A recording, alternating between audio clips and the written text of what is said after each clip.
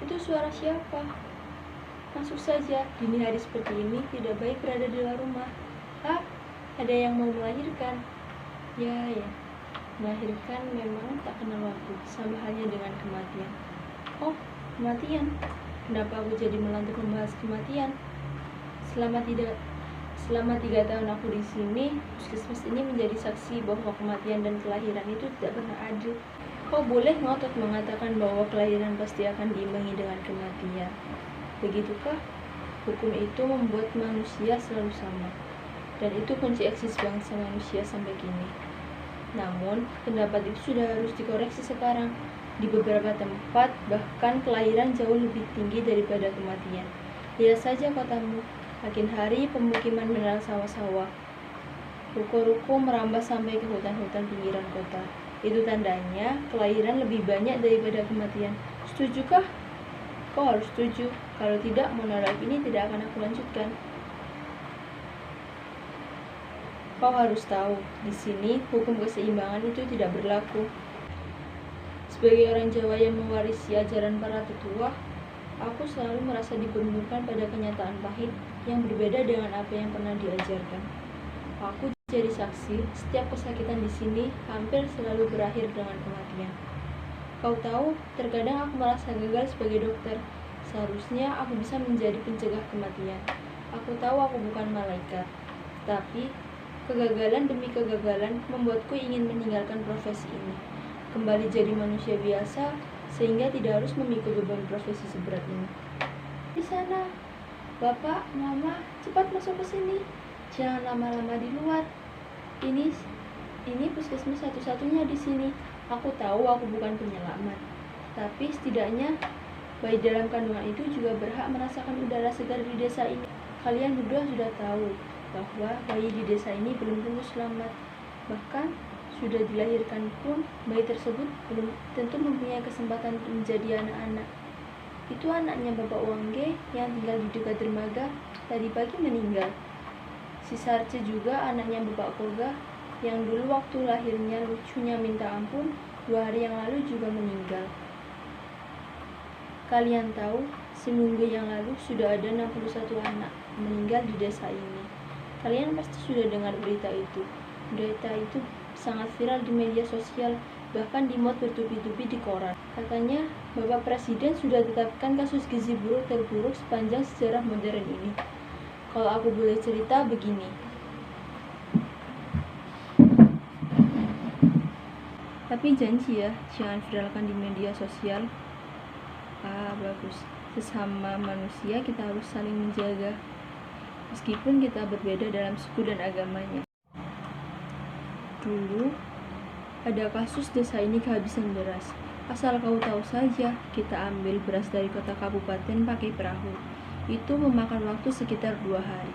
Pas waktu itu, perahu pembawa beras katanya pecah menabrak batang kayu di sungai. Orang-orangnya habis dimakan buaya dan berasnya hanyut di sungai. Hampir selama 3 bulan, desa ini tidak ada beras. Anehnya, warga beramai-ramai ke puskesmas. Mereka menuding aku sebagai dalang dari semua ini. Aku ingat Bapak Tibo sebagai kepala suku berbicara paling keras. Dia bilang begini, "Kami ini cuma orang primitif, jangan kau permainkan. Kami juga ingin makan beras seperti orang-orang di Jawa. Kami juga ingin modern seperti kau. Tolong kau bawa beras kami." Ketika aku coba berbicara dengan Bapak Tibo, lalu dia cepat-cepat memerintahkanku untuk diam. Lalu dia berkata, "Kau minta saja Presiden utus orang-orang Jawa supaya cepat kirim itu beras. Kami bukan cuma lapar, tapi juga ingin maju toh." Bapak Koga yang dari tadi berdiri di belakang, maju ke depan. Kulitnya yang hitam gosong seperti terbakar. Orang-orang warga di sini memang masih jarang yang pakai baju. Lalu Bapak Koga berbicara, "Saya mau bicara, maaf Bapak Tibo. Dokter Rahayu cuma mau bantu kita, orang-orang yang sudah lama sakit-sakitan. Dokter ini juga sudah bantu lahirkan kita punya anak-anak. Semua sukarela, tak pernah meminta ongkos, jadi dia tidak punya urusan dengan beras." Waktu Bapak Koga berbicara seperti itu, Bapak Tibo tiba-tiba memotong. Bagaimana kamu bisa bilang begitu, Koga? Dahulu ada niat baik dari orang Jawa yang kirim beras. Sekarang kita semua orang sudah makan beras dan supaya sehat dan modern. karena dokter ini dikirim dari Jawa, pasti dia juga bisa bawa beras. Lalu aku memberanikan diri untuk mulai berbicara. Saya dikirim dari Jawa untuk membantu kesehatan warga. Walau terbatas, saya cuma punya obat-obatan. Mari kita pikirkan bersama mengatasi ketiadaan beras. Saya ada punya usul. Bagaimana kalau kita kembali makan sagu? Lalu tiba-tiba Bapak Tibo menyela. Mana bisa kau berkata begitu? Zaman presiden dulu, ada yang bilang kalau orang Papua mau modern, harus makan itu beras. Makan itu sagu hanya memperpanjang penderitaan. Kami tak mau lagi makan sagu. Sagu berarti penderitaan. Karena kami juga ingin modern toh. Sekarang coba kau pikirkan supaya kami dapat beras. Kalian semua pasti berpikirkan bahwa orang-orang di sini kaku dan keras kepala. Namun, justru itu yang harus aku pelajari dengan baik. Bagaimana mereka berpikir dan mengambil keputusan. Mereka selalu berpikir lurus, konsisten, dan teguh pegang janji. Tidak seperti kalian. Besok pilih ini, besoknya lagi pilih itu. Minclah-minclih, tergantung siapa yang memberi rezeki. Lalu aku berkata kepada Bapak Tibo, Bapak Tibo begini, Bapak Tibo dulu dilahirkan setelah mama Anda bekerja sama dengan Bapak, bukan? Dengan wajah yang kebingungan, Bapak Tibo pun menjawab, untuk apa kau tanya-tanya begitu? Tanpa mereka kita tidak akan ada di sini, begitukah? Lalu aku kembali bertanya kepada Bapak Tibo, Bapak Tibo, waktu Bapak dan Mama bekerja sama, mereka ada makan apa toh? So pasti mereka makan sagu. Nah, waktu Mama dan Bapak bekerja sama, kan makan sagu. Jadi kenapa kita tidak makan sagu saja? Dengan wajah yang memelas, Bapak Tibo pun menjawab, orang Jawa bilang kalau kita mau modern, kita harus makan beras. Kita juga ingin modern toh. Lalu aku berkata kepada Bapak Tibo, menjadi orang modern tidak harus makan beras. Orang Belanda saja makannya roti dan gandum, karena gandum hidup di tanah Belanda. Nah, kalau di Papua ini kan hidupnya sagu. Kenapa kita tidak olah sagu menjadi roti saja?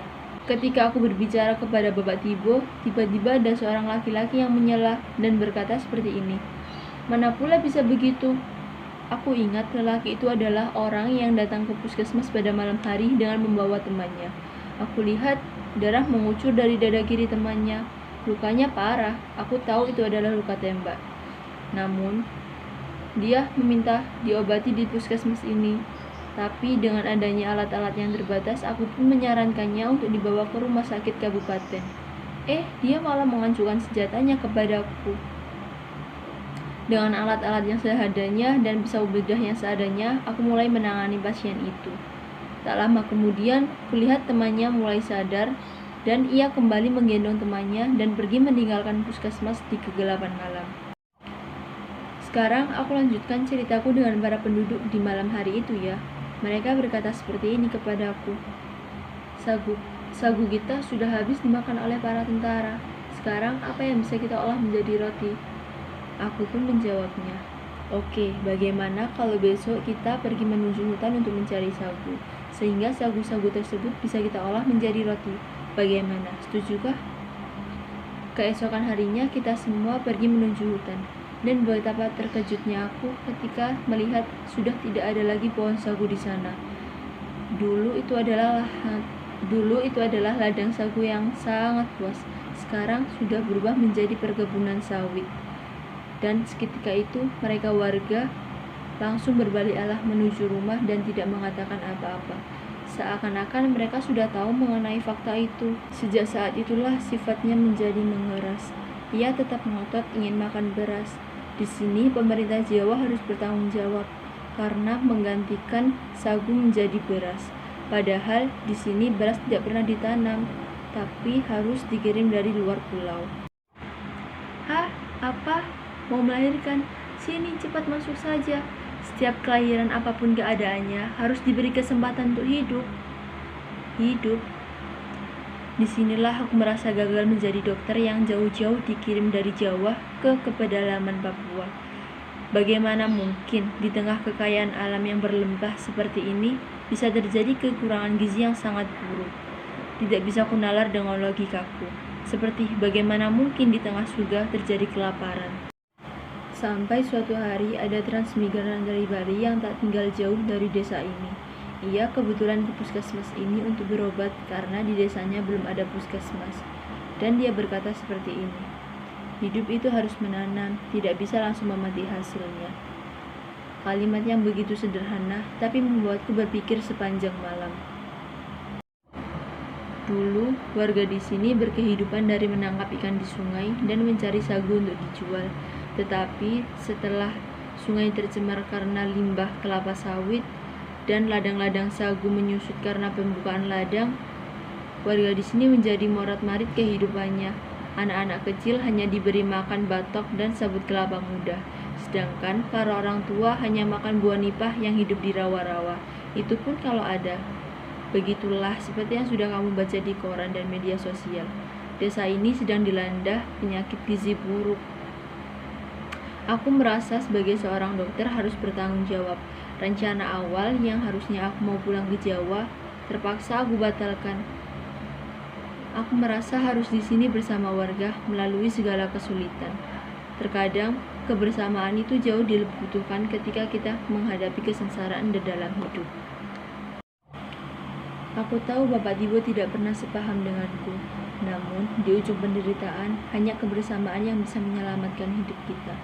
Lalu, suatu hari, Bapak Tibo berkata kepadaku, Dokter Rahayu, masih untung kami punya dokter. Beras tidak penting lagi karena kami bisa hidup dari apa saja. Ini kami bawa ada hipere.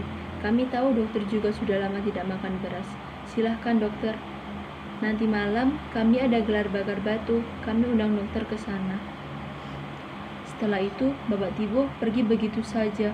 Betapa terkejutnya aku ketika Bapak Tibo mengatakan seperti itu.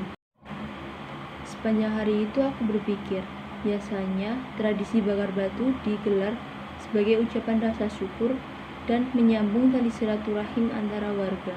Berarti ada hal istimewa yang sudah terjadi. Dan ketika malam hari, aku berangkat ke acara tradisi tersebut.